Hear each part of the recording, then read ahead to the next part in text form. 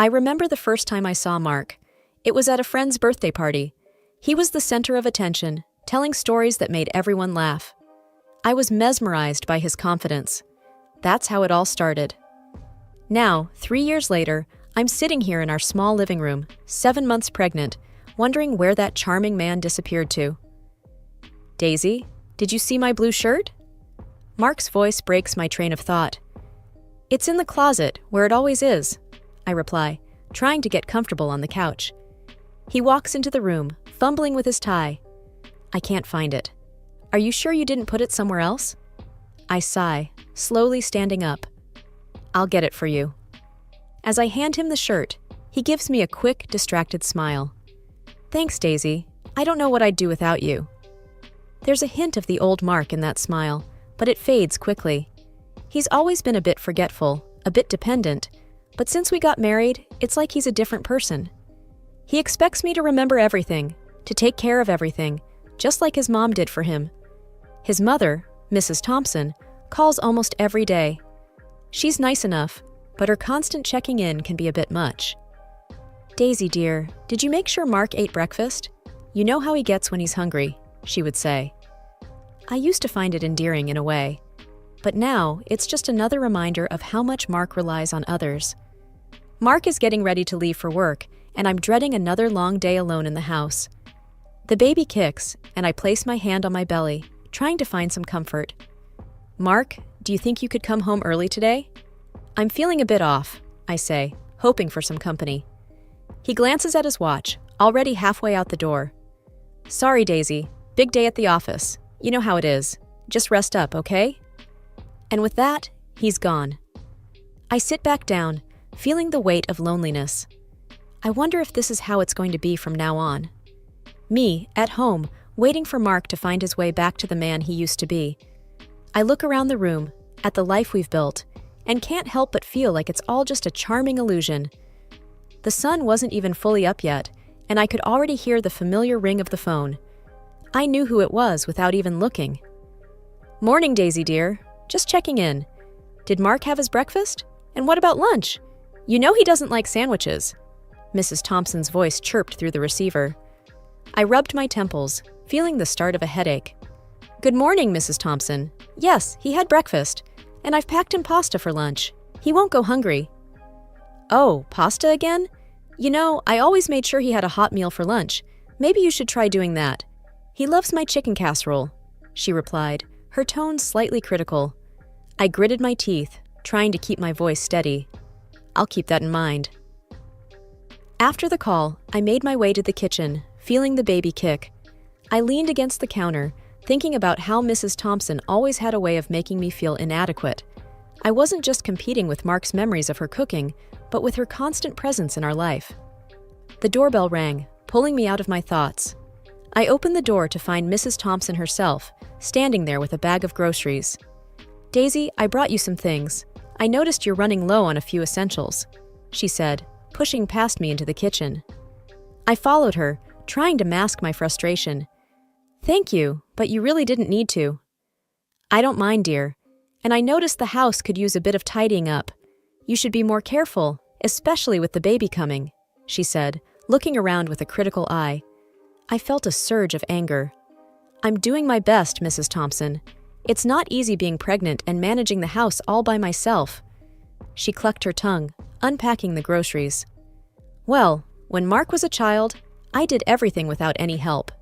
It's all about managing your time better, dear. The rest of her visit went in a blur of unsolicited advice and thinly veiled criticisms. By the time she left, I was exhausted and more than a little resentful.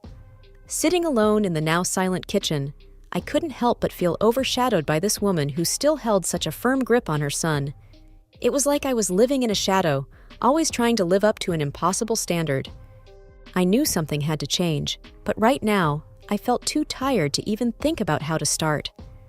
All I could do was sit there, feeling the weight of a mother's shadow over my life. As I maneuvered through the crowded aisles of the grocery store, each step felt heavier than the last. My back ached and my feet were swollen. I was halfway through my list when I realized I had forgotten bread. Turning back, I maneuvered past a sea of shopping carts, feeling a bit overwhelmed. Daisy, need a hand? It was Jim, Mark's dad, waving from the end of the aisle. His presence was like a breath of fresh air. I smiled, genuinely relieved. Jim, you're a lifesaver. I almost forgot the bread. We walked together, chatting about this and that. Jim had a way of making even mundane conversations feel comforting. As we reached the bread section, he joked, "Make sure it's whole grain. We've got to keep Mark away from that white bread fluff." I laughed, appreciating his lightheartedness. "I'll try, but you know how he is with his food preferences." Jim nodded, his expression turning a bit more serious. "Yeah, I do. He's always been a bit picky. Got that from his mother, I suppose." We moved towards the checkout, and I felt a sense of ease that was rare these days. Jim's presence was calming, a stark contrast to the constant tension I felt at home. "You know, Daisy," Jim began, as he helped me unload my cart. "I've been thinking, maybe Mark and his mom are a bit hard on you. You're doing everything while carrying a little one. It's not fair." I was taken aback by his frankness. I try to keep up, but it's hard, Jim. I feel like I'm always falling short of their expectations." Jim frowned. "You're doing more than enough. Don't let them tell you otherwise. You're carrying my grandchild, for heaven's sake." His words were like a balm to my weary soul. We finished checking out, and he insisted on helping me to the car. As he lifted a bag, he winced, his hand going to his lower back. "Jim, you're back," I began, concerned. He shrugged it off with a grin. "Ah, it acts up now and then. Nothing to worry about." But I could tell he was in pain. It pained me to see him strain himself for my sake. "You shouldn't be doing this, Jim. I can manage." He waved my concerns away. "Nonsense. Helping you is the least I can do. Besides, it keeps me active." We reached my car, and he carefully placed the bags in the trunk. "You head on home and rest. I'll have a talk with Mark and his mom. Things need to change." I thanked him, feeling a mix of gratitude and guilt. It was clear that Jim understood the dynamics at home better than anyone. As I drove away, I realized that without Jim, I would be truly alone in this struggle. His support meant the world to me, especially now. Back home, I put away the groceries, each item reminding me of Jim's kindness. His words echoed in my mind, giving me a sliver of hope. Perhaps, with his help, things could get better. Maybe, just maybe, Mark and his mother would start to see things from my perspective. But as the day wore on, and the house returned to its usual quiet, I couldn't help but feel a sense of foreboding. Change was necessary, but it wouldn't come easy. I braced myself for the conversation that Jim would undoubtedly have with Mark and Mrs. Thompson. Whatever the outcome, I knew one thing for sure. Jim was my only ally in this, and I was grateful for him. The clock on the kitchen wall showed it was past midnight. The house was quiet, except for the occasional creaking of the floorboards. Mark wasn't home yet. His late nights were becoming more frequent, but tonight felt different. I tried to distract myself by tidying up, but my mind was racing. The sound of a car pulling up jolted me from my thoughts. I peeked through the window and saw Mark stumbling out of the car, clearly drunk. My heart sank. He fumbled with his keys at the door, cursing under his breath. When he finally managed to get inside, he looked at me with glazed eyes. "Mark, you're drunk," I said, my voice a mix of worry and frustration. He sneered. "Oh, now you're my mother? Keep your lectures to yourself, Daisy." I felt a knot in my stomach. "You promised you'd stop this. You know it's not good, especially now." He cut me off, his voice slurred but harsh. "Stop nagging me. I needed a break, okay? You don't know what it's like at work." I tried to reason with him. "But what about us, Mark? What about the baby?" He laughed, a cold, bitter sound. The baby. Is that all you can talk about? You used to be fun, Daisy. Now you're just boring." His words stung. I felt tears welling up in my eyes. "And look at you. You've become a fat cow. What happened to the woman I married?" He jeered. I couldn't hold back the tears anymore. They streamed down my face as I turned away from him. Mark staggered to the bedroom, leaving me standing there, broken and alone. I cried myself to sleep on the couch that night. The next morning, I woke up to find Mark had already left for work. My eyes were swollen from crying, and every part of me felt heavy. There was a knock on the door. It was Jim, looking concerned. "Daisy, are you all right? I saw Mark's car outside last night. I couldn't hide the truth. He came home drunk, Jim. He said things. Awful things." Jim's face hardened. "That boy has gone too far. I'm going to have a word with him." "No, Jim, please. It'll only make things worse," I pleaded. He sighed, his anger giving way to sadness. "You shouldn't have to go through this, Daisy, especially not now." I felt a mix of gratitude and despair. Jim was the only one who seemed to care, but I was starting to feel like there was no way out of this mess. The house felt like a prison, and I was trapped with my broken dreams and a husband who couldn't see past his own needs. As Jim left, he gave me a reassuring pat on the shoulder. "Hang in there, Daisy. We'll figure something out." But as I closed the door behind him, I wasn't so sure. The night had broken something inside me, and I didn't know if it could be fixed. Time seemed to slip away, and before I knew it, I was in the final stretch of my pregnancy. 9 months had flown by, and the reality of soon becoming a mother weighed heavily on me. I needed support more than ever. One evening, as Mark and I sat in our dimly lit living room, I mustered up the courage to ask him a question that had been on my mind for weeks. "Mark, my due date is approaching. I was thinking, maybe you could take some time off to be with me. To help out when the baby comes," I said, trying to sound hopeful. He barely looked up from his phone. "Time off? Now? Daisy, you know how busy I am at work. I can't just leave." I felt a pang of disappointment. "But this is important, Mark. It's our first child. I need you here." He sighed, his impatience growing. "You'll manage. Women do this all the time." His words stung, but before I could respond, he stood up. "Anyway, there's something else. Mom and we're going on a trip next week. She found this great package deal." I stared at him, disbelief and anger building inside me. "A trip? With your mother? But you just said you couldn't take time off." He shrugged, dismissive. "That's different. It's already planned and paid for. Mom's been looking forward to this." I couldn't contain my frustration. "So, a vacation with your mother is more important than being here for your wife and child?" Mark's tone hardened. "I don't need this, Daisy. It's just a week. Why are you making such a big deal out of it?" "A big deal? I'm about to give birth, Mark. I asked you for help, for support, and you're abandoning me for a holiday?" He rolled his eyes, clearly annoyed. "You're overreacting. It's not like I'm leaving forever. You'll be fine." I stood up, my voice shaking with anger. "Fine? You think I'll be fine? You're choosing a vacation over your family, over your child. Do you even care?" He grabbed his coat, ready to leave the room. "I'm not doing this now. You're being irrational. I'm going." I watched him walk away, my heart sinking. The man I married, the man who promised to be by my side, was leaving me alone at the most crucial time. And for what? A leisure trip with his mother. It was the day of Mark and his mother's departure. The house was a flurry of last-minute packing and hushed, excited chatter. I was in the kitchen, trying to keep myself busy, when I felt a sudden, sharp pain. My heart raced as I realized what was happening. My water had broken. Staggering into the living room, where Mark and his mother were grabbing their suitcases, I gasped, "Mark, my water broke. We need to go to the hospital." Mark glanced at me, his face a mask of annoyance. "Now? Daisy, we're about to leave. Can't it wait?" I couldn't believe what I was hearing. "Wait? I'm in labor, Mark." He looked at his mother, then back at me, his decision clear. "I can't miss this flight. Mom's been looking forward to this." With that, he and his mother hurried out the door, leaving me alone, in pain and in shock. Panicking, I called Jim.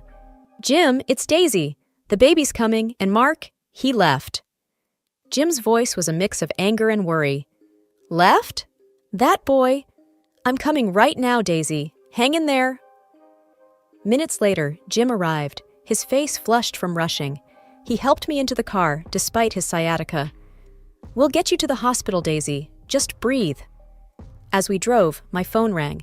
It was Mark, his voice frantic. "Daisy, you have to send our documents to the airport. We forgot them because of your damn timing." I was in disbelief, struggling through a contraction. "Mark, I'm about to give birth. How can you think about your documents now?" He was relentless. "Just do it, Daisy. This is your fault. If you hadn't distracted us..." I hung up, tears of frustration and pain streaming down my face. Jim reached over, squeezing my hand. "Ignore him, Daisy. Just focus on yourself and the baby." We arrived at the hospital, and I was rushed into the delivery room. Jim stayed by my side, his presence a comforting contrast to Mark's absence. In those long, painful hours, I realized the stark truth about my marriage. Mark's priorities were clear, and they didn't include me or our child. But in the midst of that painful revelation, I found strength in Jim's unwavering support and in the knowledge that I wasn't completely alone.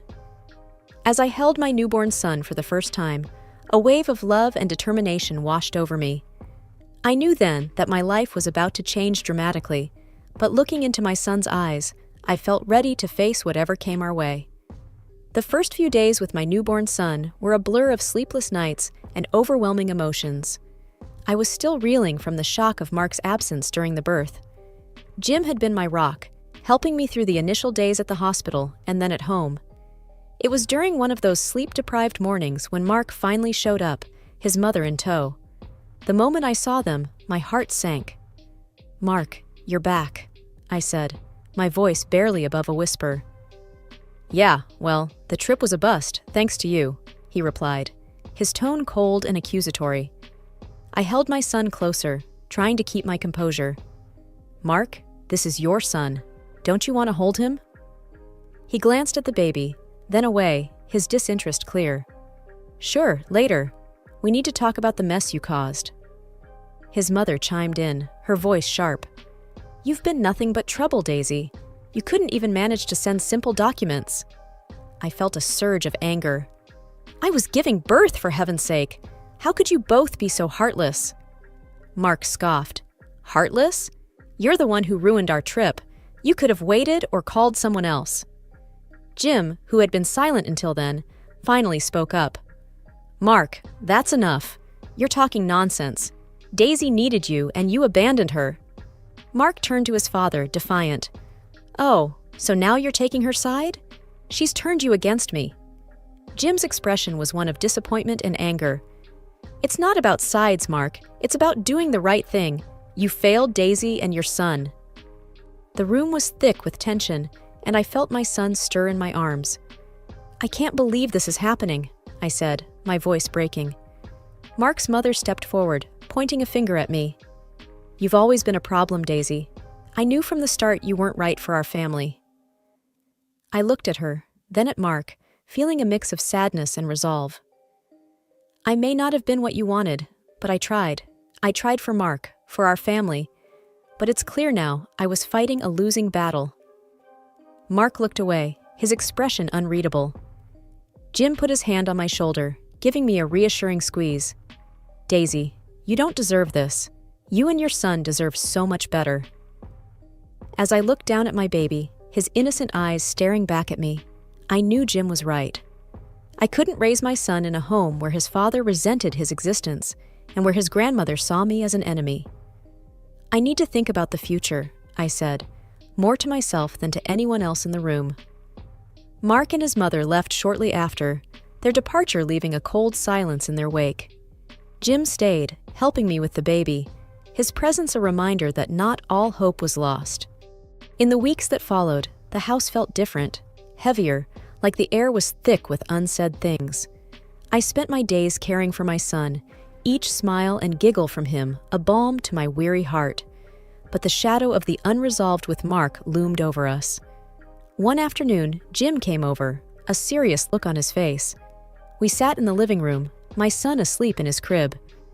"Daisy, I've been thinking," Jim started, his voice heavy. "This situation, it's not right. You and the baby deserve better." I nodded, the weight of my decision clear in my mind. "I know, Jim, I can't stay in this marriage. It's not healthy for me or my son." Jim reached out, taking my hand. I support you, Daisy. And there's more. I've decided to change my will. I'm setting up a trust fund for your son, my grandson, Mark. He's not the man I hoped he'd be. I was taken aback. Jim, you don't have to do that. He shook his head firmly. I do. It's the right thing. Mark needs to learn there are consequences for his actions. The next day, Mark and his mother came over. The tension was palpable. Daisy, we need to talk, Mark said, avoiding eye contact. I stood my ground, holding my son. There's not much to talk about, Mark. I've decided to file for divorce. His mother gasped. Divorce? You're tearing this family apart, Jim intervened. No, she's doing what's best for her and the baby, and I'm supporting her. Mark, I'm changing my will. Your son will be taken care of. Mark turned to his father, disbelief and anger in his eyes. You're siding with her? Over your own son? Jim's response was firm. It's not about sides, Mark. It's about responsibility, something you've avoided.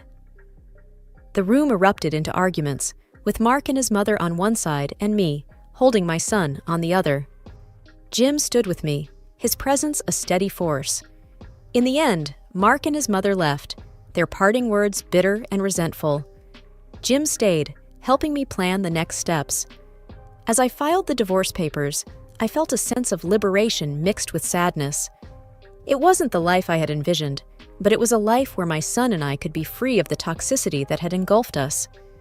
Days turned into weeks, and the finality of the divorce brought a strange sense of peace. Jim was true to his word.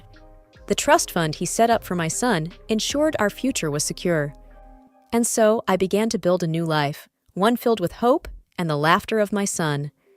There were challenges, of course, but I faced them with a newfound strength. As I put my son to bed one night, I whispered a promise to him. We're going to be okay, just you and me, a fresh start.